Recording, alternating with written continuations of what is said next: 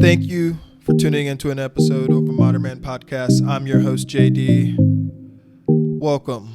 We are doing episode 4 Fargo recap. How are you doing today, Stephen? I'm good. How are you, JD? I'm doing good. I had another excellent episode. I didn't know what to expect coming off of a phenomenal episode 3, but episode 4 was just as compact. Yeah, a lot happened. It felt a little slower, I think, while I was watching it. Yeah. I'm used to 5 people dying and all this other stuff happening. It was a little slower, but still a great episode. Yeah. Before we get started, I have to admit, I think you were right. I think you called that Lauren Malvo is playing the 10 Commandments, or not the 10 Commandments, the biblical plague. I told you. On the Supermarket King. Mm-hmm. I didn't see that coming. That's exactly what happened. Bravo. I watched too much television. Okay. Bravo. Unfortunately, it looks like I am correct in that Officer Gus is going to die soon. Oh, it was so. Oh, don't I saw that. I think you can already admit your loss. It's definitely going to happen now. Oh man. No. Yeah. All right. Anyway. Let's go from the beginning where we have the supermarket king, a young supermarket king. A young supermarket king is driving with his wife and with his kid for the first time in Minnesota. We don't know where they're coming from, but they come from somewhere warm because his wife complains. Lots of debt. And say what? Lots of debt. They're coming from obviously a bad life. They're coming from lots of debt. At one point, his wife was like, I can't believe we left everything we had for this. And he's like, what did we leave? We didn't have anything. Yeah.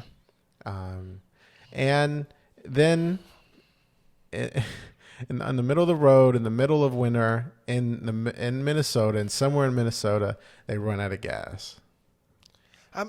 Even if you only got $5, I don't know what are the chances. Come on, man! Like, you fill up the tank. You're in the middle of Minnesota in a blizzard. Fill up the tank. I completely agree with you. But like, also, I was wondering, his wife was giving him such a hard time.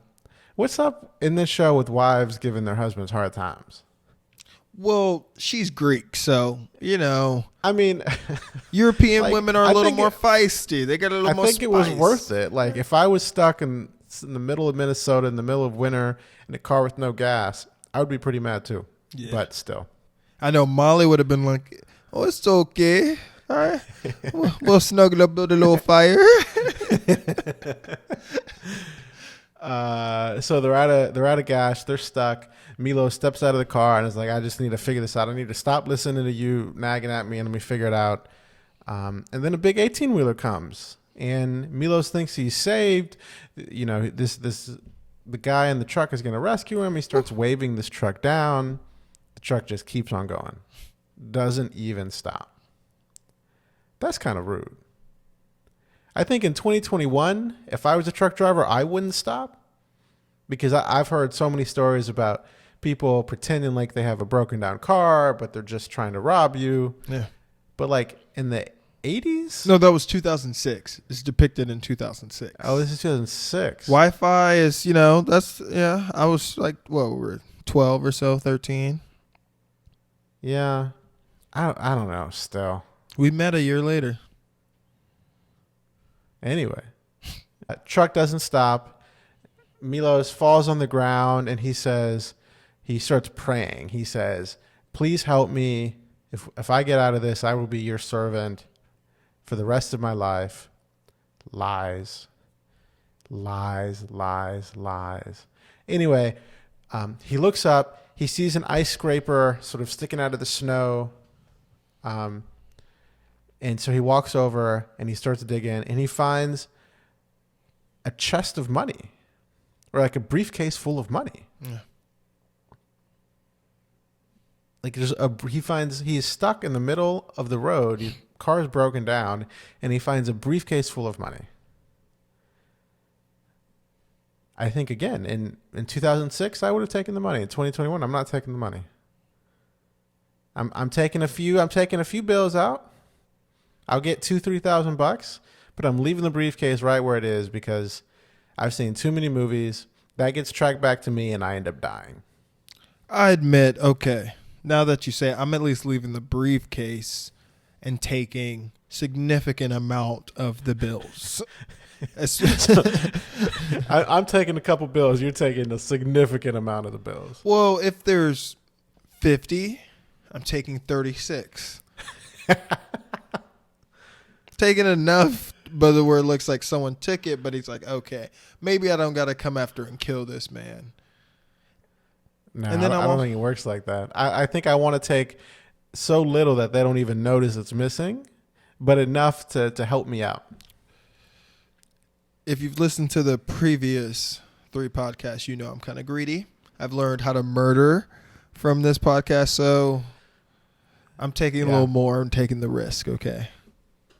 What the listeners haven't heard on this podcast is JD is actively looking for houses in Minnesota.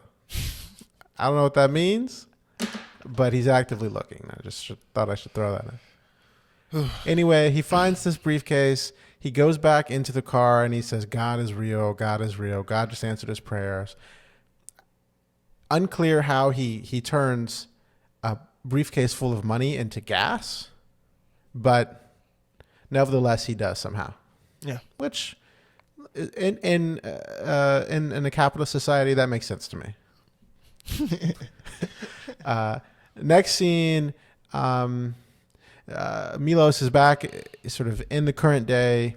He is at his home. He hired some plumber to come look at his plumbing to figure out how all this blood got in his plumbing. If we go back to just for a quick reminder of what happened at the end of the last episode, Milos is showering and a whole bunch of blood just comes rushing through his drain. Ugh.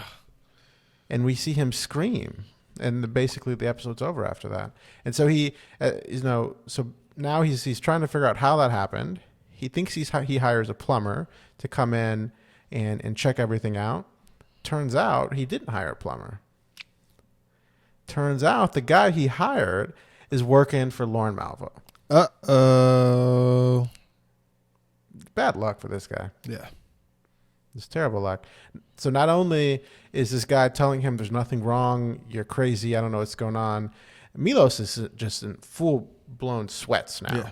He's been taking Adderall. He's been taking multiple Adderalls a day for a while now, and he's losing his mind like anybody would. Feel bad for him.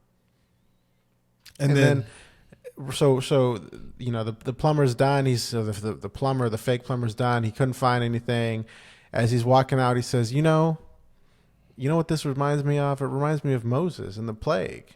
Told you. Have you ever read that in the Bible? Told you. And Milos goes crazy. He grabs him. He starts shaking him. He's like, what are you talking about? Don't talk to me like that. And then the scene is basically over. And right then, I thought whenever I come on to the episode, I got to give you credit. You were right. It won't be the last time. I tell you, it won't be the last time he says that. Oh my God!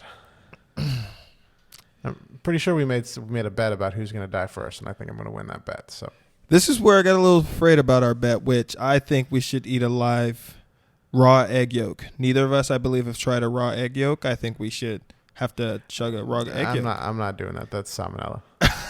Yeah, asking for salmonella. They do it all the time. Asking for salmonella. Come on, Vin Diesel. Come on, Dwayne Johnson. Explain why you're so scared. Oh, because Gus Grimley gets a call because there has been a pet that has been assaulted that seems like there's foul play.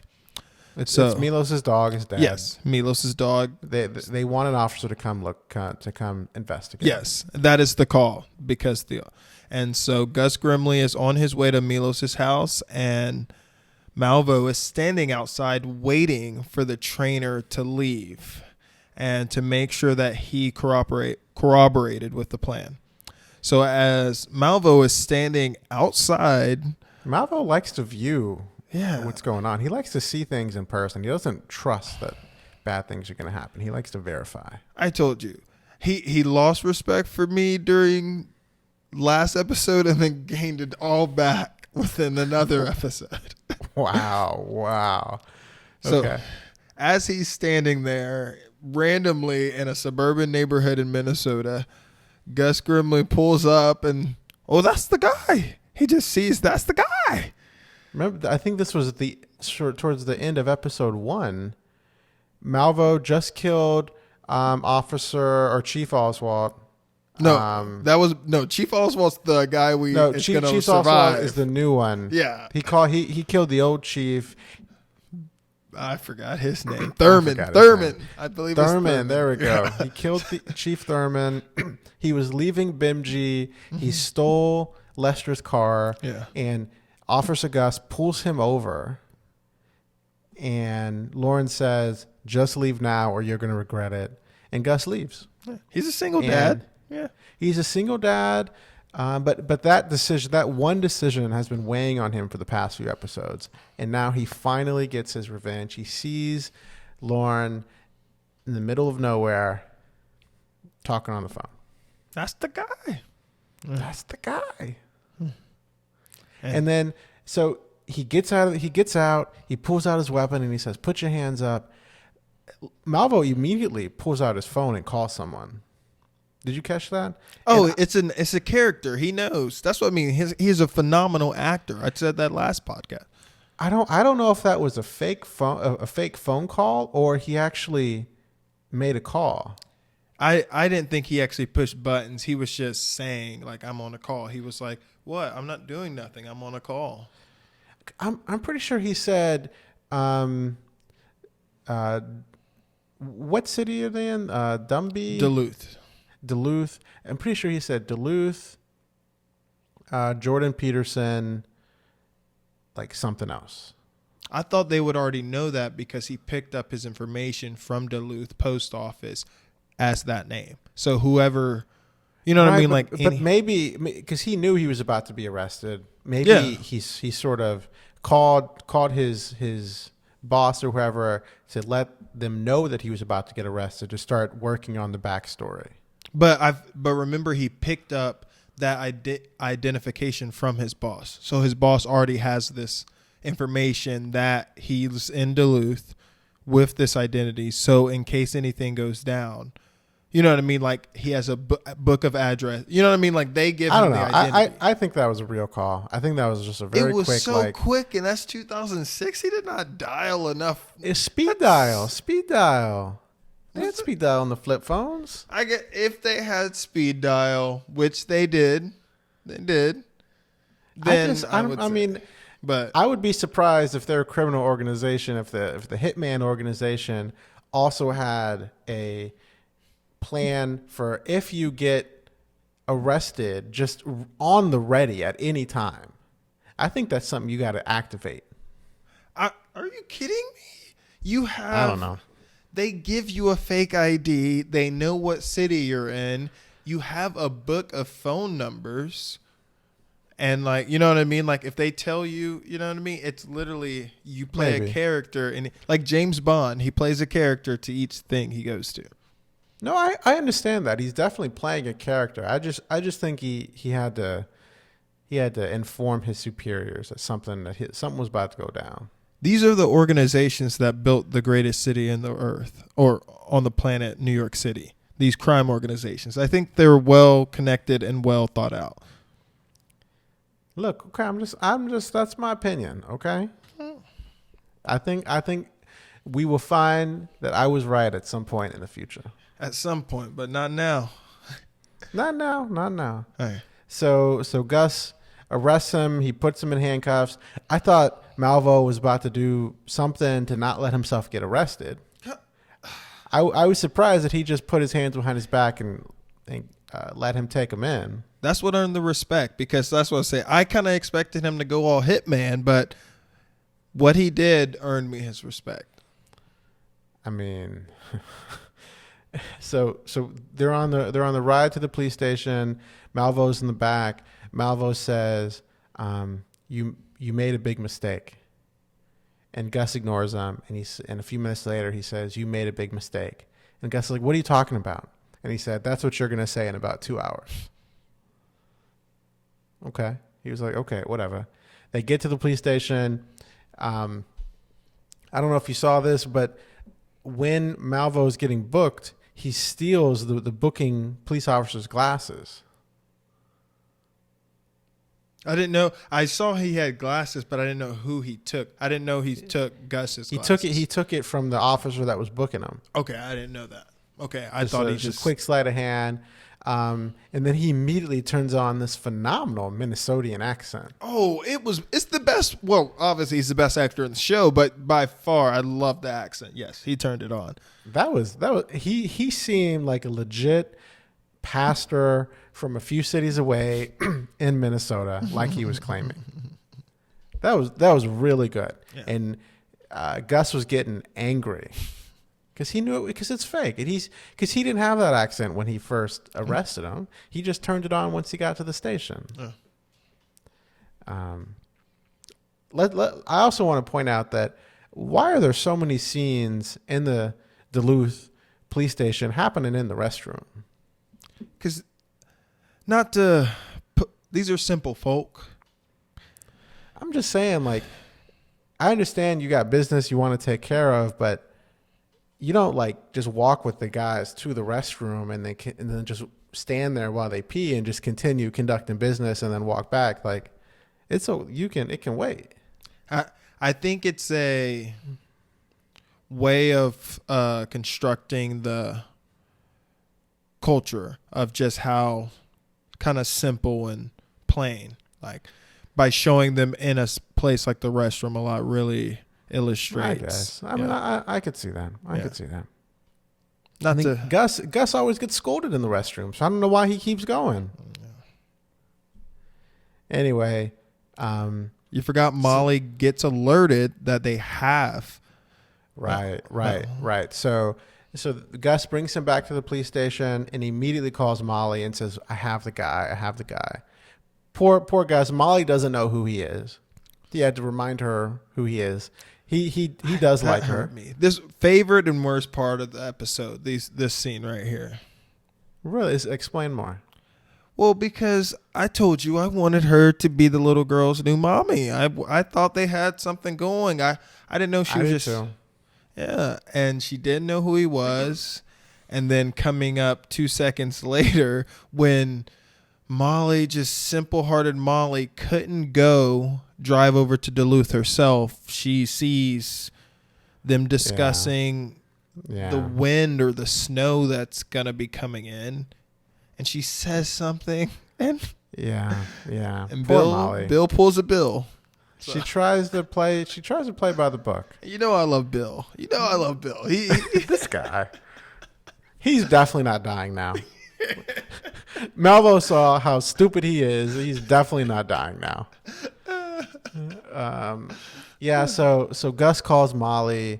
He's like, it's Gus and I got him. And he's like, who's this? Like, Gus. Like, who's Gus? And he's like, Gus from Duluth. We had dinner together. And she was like, oh yeah, you. And then she's like, okay, I'm coming. Like you said, the new Chief Oswald was talking about how the officers could make more money if they plowed some snow in their free time. Like, but don't let it interfere with your policing work now. Whatever you're doing. And Molly says, I got a call from the Duluth Police Department. They got the guy. I'm gonna go check him out. And Chief Oswald gets so jealous. He's like, why did they call you? You're not in charge of this case. Why did they call you? And he shoots Molly down and says, no, you're staying here. It's my case. I'm going to go. Yeah. And just right then, I knew that Malvo was going to get out with no charges. Yeah, right then. I was like, I was afraid. I was like, with Molly coming, like, me too. I was afraid. Like, Molly's there. She's gonna go hard on him. Mm-hmm. She's not letting him go. And he's gonna recognize how hard she's going, and Malvo's gonna need to take care of that open loop. Yeah. Nah. But Nah. by the way, this proves that Gus is going to survive because he knows no faith. They have no faith in Gus, so that's why my boy Gus is going to survive. A few hours later, Malvo's leaving. Yeah. He convinces the chief Oswald and then the lieutenant at the Duluth police station that he is Jordan Peterson, some minister in a few towns north. And right on cue, Officer Gus goes up to his lieutenant and says, "You're making a big mistake." And Malvo just looks at him and smiles. Jeez. So Molly calls him, and she's like, why haven't you been answering? Like, what's going on? And Gus is like, they're letting him go. Molly says, what do you mean? Why are they letting him go? They're letting him go. Meanwhile, Molly, I have some questions about Malvo, because Molly is interrogating the woman who owns the motel that Malvo stayed at a few episodes ago. Yeah, that didn't make sense. Yeah, I know. Right, and they were looking at the guest list, and Malvo checked in under his real name. Yeah, that didn't make sense to me. That didn't make no sense. And then in the room, he left some coins from the Lucky Palace, which was the strip club where he killed Sam Hess. So those two things didn't make sense to me. Real Lester moves right there. Those are Lester moves. Yeah. Exactly. Those are not Lauren Malvo moves. And so I get it. You need to sort of, the writers had to throw Molly a bone, because there was no way she was going to ever catch him at this rate. So they threw her a bone, but I don't think that's Malvo. I don't think Malvo would do that in real life. But because of that, Molly learns his name when she calls Gus, and Gus tells her that Malvo's walking. They couldn't keep him. She says, "Well, I have his real name. His real name is Lauren Malvo." So Malvo's walking away. He's leaving the police department, the police station. Gus goes and runs and chases him down and says, "How can you do this? How can you lie?" And he just keeps it up. He's like, "I don't know what you're talking about. I hope you find the killer." And then Gus does. He says the two words that are going to get him killed. And he says, "Lauren Malvo." And so Malvo stops. He smiles. He turns around. And he says, "Why can humans see more shades of green than any other color?" And walks away. Wait, no. He says, because once you find the answer to that riddle, you'll find the answer to your question. Yeah.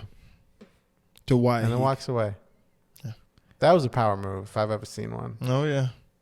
That's why, did I not say he earned all the respect he lost? I know. All right. I know. And we got to go back a little bit, because then we have, of course, I don't know why they still have it. Homeboy plays with his infected hand, and he gets threatened by the goons.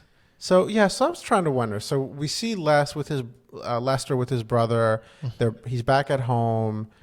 He's trying to get some out of a suitcase, and the suitcase falls on his hand. And he's in a lot of pain because he has this. He got shot. I think there was a shotgun ricochet or something. It was a ricochet, yeah. In his hand. I thought that was going to get him in trouble, remember, previously, and now it's just a nuisance, I feel like. Well, so I was wondering, why doesn't he just go get this checked out? I think he's waiting for the shrapnel to come out, and then go and just be like, "I cut myself. I got infected. Can you look at it?" But it's already a police report that's been written down. You know what I mean? Usually with a bullet wound, I know they say they need a police report, but he had a police report. He could go back to the pharmacy and get some I'm just saying. Yeah, you're right. Yeah, he's already not a suspect in any murders. So why is he? You're right. But we get a good look at his hand, and it is swollen, and it's different colors. It looks like it hurts. Yeah. And for whatever reason, he just looks at it. He's not doing anything about it. He likes with pus coming out. I'm like, just get the shit taken care of. Like, yeah, I don't get that. But while he's sort of playing with his hand, he gets a phone call from Mr. Wrench and Mr. Numbers. And Mr. Wrench is on the phone, and he says, like, was it worth it? Or he was like, Lester, you're a small town guy. You get rid of Sam Hess so you can be with his wife and take his insurance money. Was it worth it? Can you say I was right for the second time, by the way? Remember when I told you they thought he killed him? That's why they were coming after him. I think we agreed on that. No, you thought it was some alternative reason. We'll have to go check the record books. All right. Listeners, you tell us who was right, because I don't. Okay. I think I said I agree with you on that, or I said that too. Anyway, so that happens. Lester's flustered. The two henchmen are obviously stalking him. They know where he lives. They know his home phone number. They probably just bought a Yellow Pages and got it from there. It was back then. So he's in trouble, and for whatever reason, he doesn't do anything about it. He's being stalked, clearly. He's being accused of Sam Hess's death by who knows who. They're threatening his life, and he doesn't do anything about it. That's not even the worst part. Keep going. Okay, the worst part is when they do come. Where is he when he gets not kidnapped? It's abducted because he's a grown man. But can adults not get kidnapped? I guess they can. I call it abducted because it's like the same thing, but as an adult, you're abducted. Isn't abducted kidnapped for an adult? I've just never heard that adults can't get kidnapped. I feel like that's what what does the word abducted mean? I mean, I don't know. I can't tell you the difference between those two words. Okay. Well, he's walking out to his car, and they grab him and throw him in the back of his trunk. And that was a smooth move. Oh yeah. He was walking back to his car through like a parking lot or something, and you have one guy with the trunk open, digging around in the trunk. The other guy a few feet away from the trunk. Lester walks between them, and they just like two motions get him in the trunk. That was a smooth move. Oh, yeah. But keep going. I get disappointed when this situation never happens where you get off a phone call and they pick up. Like, it takes a little bit, but he's in the trunk. He realizes he has his phone, and he makes a phone call. Yeah, takes a little bit. His brother's watching some quality porn. He doesn't pick up the first, second, or third time. His brother almost doesn't answer because he's watching porn. Yeah. then he. I don't know why you got to shut the computer to answer the phone call. You can still keep it open. I think he's trying to lower down the volume. Oh, okay. And he thinks that does it. But the brother picks up the call, and he tells him he's getting kidnapped / abducted. And then the brother says, oh, if this is happening, I'm going to call the cops. And then Lester says, no, I'm good. Yeah. Well, I think he says, no, I'm good, because he finds the taser. But yes, and he realizes he can get out of the situation himself. Even he sees the taser, and then the brother says cops, and he's like, no, I can do this. Two goons who are going to kill me, and I have a taser. You said cops, I'm good. What? Poor Lester. I don't think he understands what's happening. I think they're giving him a ride to the ice cream store or something. Like, it happened so quick that his brain just hasn't caught up yet. Because you're right. He gets his brother on the phone. He can't explain what's actually happening to him. It takes him a few tries. And then when he finally does, his brother's like, okay, you're being kidnapped. I'm going to call the police. And he's like, oh, remember when we were children and we used to play pranks on each other? This is one of those pranks. Yeah. Hangs up the phone. What? And I'm like, the taser is not a good explanation to why. Someone kidnapped me. Yeah. And I found a taser. I can handle this. I can handle this. I'm afraid Maybe a gun. If I found like a pistol, like maybe a taser. Yeah, I don't know about the that. same man who flinched and ran into a door. But look, a few scenes later, I was happy for Lester. We'll get into it then. But a few scenes later, I was happy for Lester. Um, Lester's in the trunk. They get to he's in the trunk of the two hitchmen. They get to their spot where they dump all their bodies. They got a little thing going on. You have one guy in the front with the ice driller trying to drill a hole in the ice. You have another guy dragging Lester. Basically, the exact same scene we saw a few episodes ago. Told you the best way to kill a person. And in that scene, they actually did kill the person. There was a small part of me that thought Lester was about to die. I know, because they killed people so quick. I thought Lester was dying. They kill people super quick. They dig the hole, they dump the body, they walk away. I thought his story was over. Yeah. And so he's pinned down to the ground, and he's like, "Just say it. Just admit you killed Sam Hess." And he was like, "I didn't kill Sam Hess. I know who did. It was this guy." And the hitman's like, "This guy? Who's this guy?" I thought in that moment he was about to explain who Malvo is. Yeah. That doesn't save you. I recognize you still die in that instance, but keeps the story going. Yeah. No, he pulls out his taser, tases the guy in the neck. The guy faints and he runs away. Yeah. And we learn at this point that Mr. Numbers is deaf. Yes, you predicted wrong. As I predicted incorrectly. It turns out he is deaf, or maybe just the sound of the machine is so loud you can't hear what's going on behind you. He is cutting a hole in the ice. Thank you for saying that, because I was even saying, why couldn't he sense the vibration of the body? No, but that's true. Hitting the ground. But because of the drilling, he's not sensing the vibration of the body. Yeah, that could be true. That could be true. And Lester runs. He's free. One guy's down. The other guy's still drilling. So he just runs.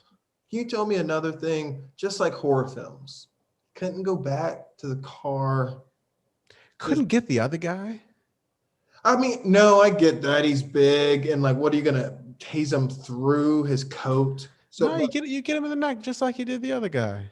But he's big, unless that's what I'm saying. He's big unless they're small. So I'm at least run to the car. Like, how far are they? Run to the car. Yeah, I mean, so a few different scenarios ran through my head. You tase them both, find the keys, drive away. I thought tase them both too. Okay. You tase them both, you keep drilling. Yeah. And you just drag the bodies in. This man is the man who ran into the door on a flinch. That's what I'm saying. If someone's trying to kill me, if the hole was already dug, I think I would have dragged the bodies in. I don't think I would actually keep drilling if this was me in real life. But every horror film has taught me, you get by the guy who's in front of you, you get 50 yards down the way, and they catch up, and you die anyway. Unless you get into the only car in the middle of Minnesota. Yeah. Or there's a car literally just a few feet away. Just say it's yours and take the ticket. Yeah. You know. But maybe you don't have keys. I don't know. So Lester finds the road. Okay. So let's just remind the listeners, he just escaped 2 hitmen trying to kill him. He runs through the snowy forest, finds the road, sees a police officer, and is scared. Yeah. He doesn't know if he wants to go to the police officer. He is so afraid of the police that he spent a few seconds thinking about running the opposite direction instead of towards the police officer when there's hitmen who are chasing after him. Yeah. I don't understand why he's so scared of the police. I told you he should wake up. We discussed this and have a plan. This man has no plan of what to say. Yeah. Like, his wife was just killed and he is afraid to use that as a crutch when Clearly, it's weighing on his conscience. He feels bad. He knows what kind of questions Molly is asking him. Just find reasonable answers to those questions. And if she doesn't think they're reasonable, tell the chief that she's harassing you, and he'll get her off your back. Yeah. Like, it's simple. So Lester goes up to this police officer and says, "Can you give me a ride back into town?" Police officer says, "I'm not a taxi." Kind of a bullshit thing to do when a guy approaches you out of nowhere in the middle of winter in Minnesota. Like, that's kind of rude. Like, give the man a ride. Like, I'm just saying, I did not expect that. Lester's like, please, I just need a ride. The guy's like, nah, dude, like, find your own way. We see nothing but snow, but good luck. Yeah. And so Lester gives him a little tap on the nose, just like the weakest little tap on the nose I've ever seen, but good for Lester. Good for Lester. He gets himself out of that situation.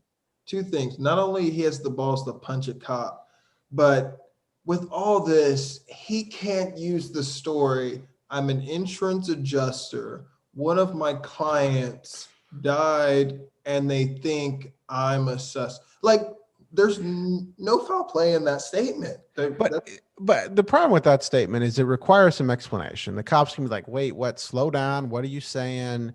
And meanwhile, the henchmen are right behind them. Who knows if they're willing to kill the cop too? He was trying to get out of there quickly. You're okay. Great. Thank you. All right. Made sense. So I thought in that moment, right? So he punches the cop. The cop's like, "Well, now I got to take you in." Les is like, "Thank you. That's what I asked." Cuffs him, puts him in the back. I thought the cop was about to get killed right then. Oh, yeah. I was like, oh, man. So his Lester window almost got away. His window was down. Yeah, I thought that something bad was about to happen. But no, he gets taken in. Yeah. He gets taken in. See him? Because the goons were kind of looking they weren't looking at him. They were looking kind of in a distant. I think they did see him. I would have, if I was Lester, I would have been laying down. Yeah. What? I don't want them to see me in the back of the police car. Just think I'm gone. I'm Houdini. I disappeared. Mm-hmm. Nah, he sort of stares, smiles, and like waves as he's going by. He's a polite Minnesota he makes eye contact. Have a good day. Yeah. Golly, Lester. And then there's a battle at a bar because obviously the two henchmen, I think previously they had a disagreement on thinking if Lester was even the guy. Because I don't think hitmen like killing innocent people. That's what the essence was from that.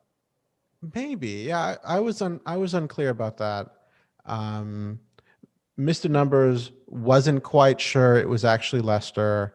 He wanted a confession, which is why when they were digging the hole, Mr. Wrench pinned him down and wanted him to confess. At that point, I thought, the other guy's deaf. I'm just going to say he confessed. He won't know the difference. We know where your honor lies. I'm just saying. But before we get to the bar fight scene, because that leads to a crazy ending, there's another part that we missed. So Malvo gets released from the police station. Mm-hmm. His helper comes, picks him up. Yeah. Meanwhile, this guy's been going around town, apparently collecting crickets. Oh, I was thinking mosquitoes or crickets. Yeah, whatever's the next plague. Apparently collecting crickets.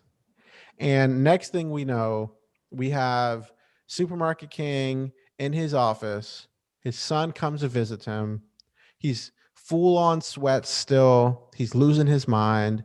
He's like, "Son, I don't got time for you right now." His son starts crying. He's like, "Are you crying?" Like he's never seen a male human being cry before. Well, he was so surprised. For being mean. I'm just saying, like, that kind of behavior does not fly in 2021. Cry. I support your crying. Okay. I support your crying. Let it all out. But he looks at his son in disgust. Are you crying? And he says, "You're being mean to mom." And Milos replies, "Kill or be killed." Oh my God. And then a cricket lands on his desk. He smashes it and says, "Kill or be killed." And his son is horrified. Not only is he in sort of he's crying because he's being mean to his mom, but he was like, "Don't kill the cricket," and he kill or be killed, and he's horrified. Next thing you see, there's crickets everywhere. Apparently, in the small town Duluth, I didn't know this, but you can buy tens of thousands of crickets. I don't know where he got all these crickets, but Malvo and his helper somehow got all these crickets and unleashed them on Milos's office space and his supermarket. And there's just thousands of crickets everywhere. You hear screaming in the background. Milos sort of stumbles into the supermarket. People are running and falling and things are breaking, and there's just thousands of crickets everywhere. How do you find that many crickets? Well, he had 100 at one store, and there's 4 other stores. So that equals 20,000 crickets. Hey, they I'm populate fast. Okay. in the middle of winter in Duluth, Minnesota. Somehow Malvo got thousands of crickets and planted them in this guy's supermarket, and people are going crazy. And at that point, Milos is standing at the entrance of the supermarket. He doesn't know what's going on. He's just flabbergasted, and he gets a call, and the guy on the other end of the phone says, $1 million. I'll call you tomorrow with the drop site. God is watching. And just like Milo said at the beginning of the episode, he says again here, God is real. How do you play mind games on someone so bad that you got them thinking you are literally God? Wow. The show is teaching me some things. Wow. Like I can't blame Milos. I think I'd be there too. Oh yeah, but yeah, If there was blood coming out of my shower, crickets showing up at my store, my dog dying. I told you I thought the dog was the firstborn, but now I think the firstborn is actually gonna die. now the firstborn. I think Malvo likes him. Remember the scene where he told him the joke? I think why he told him the joke. But again, I think, like you said, I think hitmen don't kill innocent people. Yeah, if you kill a dog, I'm sorry. We're to go back to the beginning of the episode when Officer Gus gets the call that a dog has been murdered and he needs to go investigate. He says, "Can a dog be?" Never mind. I agree. Just like you can't kidnap an adult, I don't think you can murder an animal. No, I am not having a Karen call a police officer because her poodle was murdered or her Labrador. I think an animal can die. You can kill an animal. I don't think you can murder an animal. That bitch inconvenienced somebody, and it had to be taken care of. I'm sorry. Wow. It was.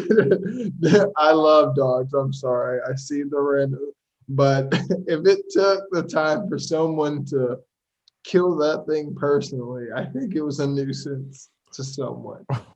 Wow. So I'm looking for a new co-host for our Fargo series. If anyone's interested, let me know. I love dogs. Okay, I love dogs. I love them so much. So So you have Milos just freaked out. He doesn't know what's going on. Malvo's standing on top of his supermarket watching it all because he likes to watch his destruction.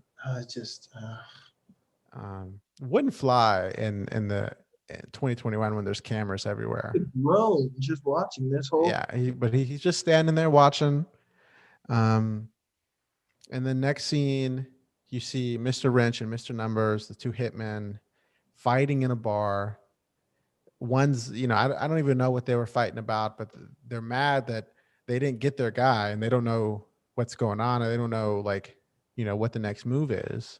Well, they just look stupid. No one likes to be embarrassed. No, yeah, they did look. They let Lester get away. That says something. Yeah. If there's one thing about Malvo, he's not letting Lester get away. Calls for a bar fight. I agree. I think that does call for a bar fight. Good. I was not thinking that way, but I think you're totally right. Yeah. They let Lester get away. And they both get arrested. They're really going at it in this bar. They both get arrested, and I think to their delightful surprise, they see Lester in the jail that they're about to get booked into. And the end of the episode is them two just walking up to Lester. He's sitting on the bench. Lester gets up and sits right back down. Oh, you got to remember, just like the other one, we had good and bad. This also ended with Molly and Gus kind of on date number 2. Yeah, I'm pretty sure they might have cut this from the actual episode, but once Gus showed up, I think Molly was like, "Who are you?" Oh, you're the guy. I don't see that going anywhere. Oh, yeah. We still haven't figured out the bet for what happens for who dies first. Right. So we have this ongoing bet. Who's going to die first, Officer Gus or Officer Molly? Yeah. I said it was going to be Officer Gus. You said it was going to be Officer Molly. They might be forming this relationship, in which case they might die at the exact same time. I definitely think. If they die in the same episode, it's who dies first. Well, we had episode. So I don't know about timing of the episode. Well, I don't think either of us are going to hit the bet on the actual episode. So then it turns into a time-based thing. I think if they die in the same episode, whose death was worse? No, it was first. No, because it's the same episode. I think it's worse, not first. I think if Gus gets shot and then Molly gets shot, I win. It's how many times they get shot. No, I don't think that. What if someone gets a throat slit? Okay, I know we have a lot of guns here, but that's so subjective. Like, who dies first is objective. No, who's worse, getting stabbed while you're fucking a stripper in the back of the head or getting shot with a 2-barrel shotgun? Okay, but I don't foresee Officer Gus or Officer Molly putting themselves in that position. Or getting bludgeoned with a hammer, okay? I don't know what's worse, getting shot or getting my throat slit. But that's what I don't know. Right now, I think stripper is 1, bludgeon is 2, and then the shotgun is 3. And then where does freezing in the cold last? I think we have one more episode for the bet, and if we don't hit the episode number, then we can talk about what the new bet is. And we'll make it an Instagram poll. I say let Instagram choose which death was worse. I'll make an Instagram poll and we'll decide. I still think it's who dies first. In the episode, I disagree. But if it's different episodes, can you at least give me that? If it's different episodes, of course it's who dies first. What if it's at the beginning of the episode and then at the end of the episode? No, because if it's I think if it's like that, if it's the same scene, I will give you who dies worse.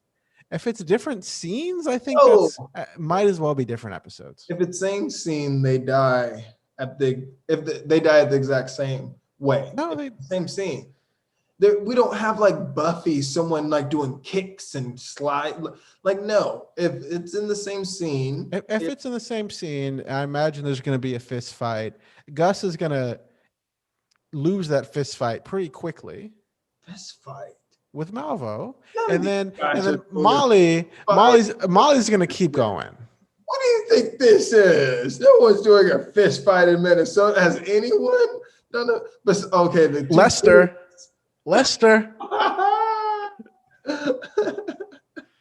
I'm like, No one's dead yet, but Lauren Malvo knows Lester. Officer Gus knows his name. That might as well be a death sentence. But he's gonna find out soon enough that Molly knows his name too, because Molly knows his name first. Molly got the I name. know, but that might as well be a death sentence. The man, Officer Gus, is walking to death row. He's not there yet, but he's on the way. How about this? Let's predict the cause of death, and if you get that automatically secures your spot as the winner. And we already had our bet. We're just gonna let it play out. Okay, what is the loser of the bet get? Nothing. I don't know. You tell me. We can't have I don't want salmonella. You don't want salmonella. Okay. We'll have to think about it. You get bragging rights. That's enough for me. I mean, I like a little more than bragging rights, all right? No, because you don't win much. When you do, you really got to win. I get that. You come up with something and let me know. All right. Comment. Give us something if you want us to do something crazy that maybe Stephen will agree to. Yeah. If any of the listeners have an idea for what the loser of the bet has to do, let us know. All right. Good episode. We got episode 5 coming up next week. But what do you think? What are your big lookouts? Big predictions for next episode? That's a great question. I think the Milos's money drop I think something's gonna happen there. I don't think he's the type of guy, even though he does believe God is real, I don't think he's the type of guy that just drops $1 million and walks away. I think that's gonna be a little bit of a fight. And I think Officer Molly encounters Malvo for the first time. Ooh, face to face. Yeah, what about you? Yeah. I think the goons die. Do you think the goons die? I think we get rid of the goons and then new goons come in. Oh wow, that's bold. Yeah, I think maybe not this episode new goons come in, but the net. But I think these goons die because. Okay. That'll be fun. Wow. All right. This is a good one. See you next week. See you next week. All right. Bye.